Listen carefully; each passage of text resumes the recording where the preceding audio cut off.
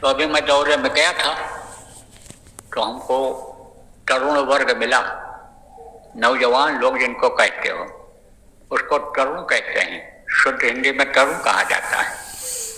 तो आके समझो तरुण वर्ग मिला, लोग बोले हम गुरु महाराज का नाम काम बढ़ाने में आगे आना चाहते हैं। तो हमने कहा कि तो कोई मना नहीं है भैया, जो काम हम कर रहे वही आप लोग भी करो, लग जाओ। हम तो बुढ़े हो रहे हैं, हमको तो उम्मीद है आप लोगों से कि आप लोग इस काम को आगे बढ़ाओगे। गुरु महाराज जो मिशन छोड़ करके गए कि कलयुग में कलयुग जाएगा, कलयुग में सतयुग आएगा, तो सतयुग को लाने में मददगार बन जाओ। उसी काम को हम भी करने में लगे हुए। तो बहुत लड़के तैयार हो गए और बोले हम इकट्ठा हो करके अपना संगठन बना करके और काम को करेंगे। और बच्चे लोग आए भी और अभी आ भी रहे हैं, क्योंकि सत्संग तो 30, 31 और 1 तारीख को है। तो वो कुछ नौकरी वाले भी होंगे, वो तो अपना 2 दिन के लिए 1 दिन के लिए भी आ सकते हैं। बाकी कुछ लोग जो आप आए हो, आप अपना बना लो बच्चों, आप अपना समूह बना लो, आप अपना संगठन बना लो और काम करो, हमको कोई ऐतराज नहीं है। और ये जो हमारे प्रेमी हैं, जो हमारे साथ काम कर रहे हैं, जिलों के और प्रांतों के, कुछ लोगों से राय मिलाया गया है, सब लोग कह रहे हैं बहुत बढ़िया रहेगा। हम लोगों का हाथ पैर ये हो जाएंगे और जब ये इकट्ठा होकर के एक साथ मिल करके एक समूह बना करके काम करेंगे तो ये काम जो नहीं हो रहा है, हम लोगों के कहने सुनने में भी नहीं हो रहा है, वो काम होने लग जाएगा। और आप ये समझो कि घंटों का काम मिनटों जिसको कहते हैं वो होने लग जाएगा। तो बच्चों आप बना लो, सेवा समूह बनाओ, सेवा समूह।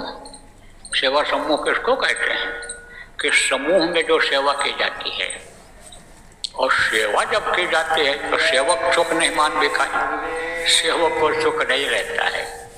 तो शुरू में सुख को रख देना ताक पर। किसका सुख?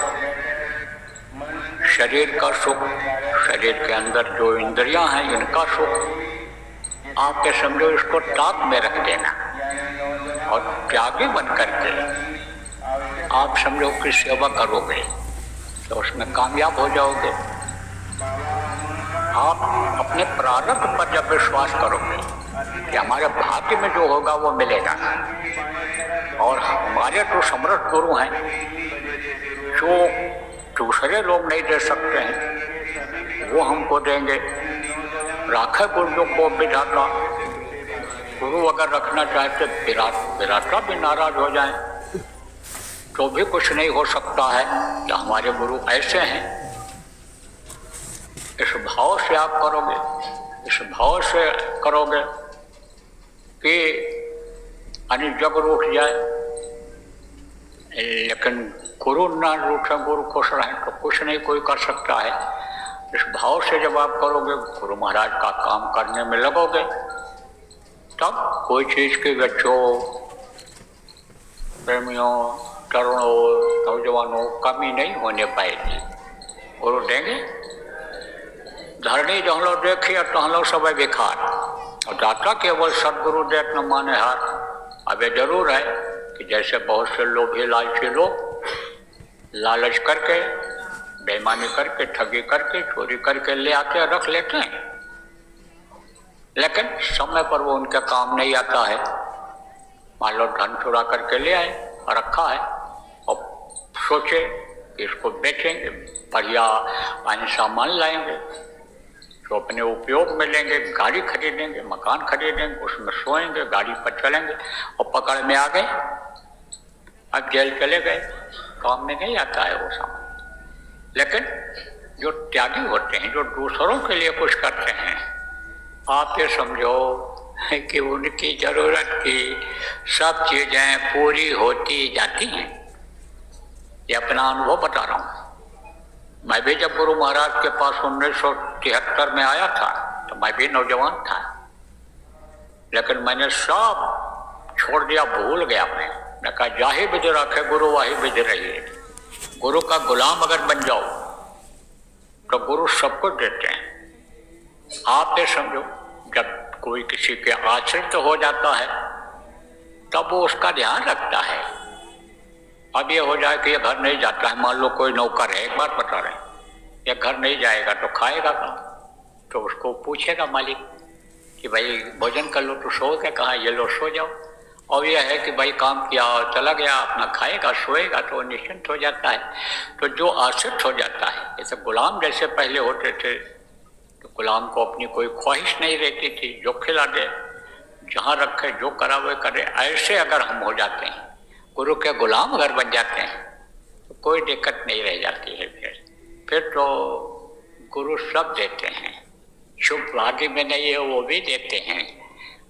खाने का भी हमने यह अनुभव किया कि जिस चीज़ की इच्छा हुई कि भाई बहुत दिन हो गया ये चीज़ नहीं खाए, जवानी की बात बता रहा हूँ, अब तो बुढ़ापे में 2 रोटी भी हजम होना मुश्किल हो रहा है, लेकिन पहले इच्छा होती रहती थी, हर जवान की होती।